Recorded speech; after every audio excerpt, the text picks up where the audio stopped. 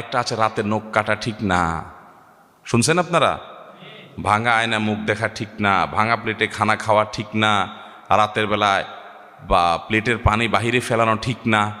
এসব ঠিক না ঠিক না ঠিক না যে বলছে, হাদিস কোরআনে কোথাও এটা নিষেধ করে না, কিন্তু এই ঠিক না আসলো কোত্থেকে?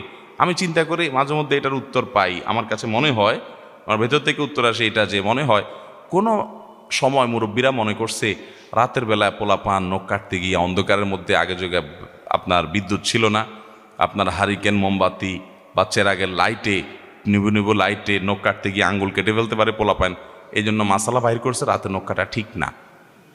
বুঝতে পারছেন?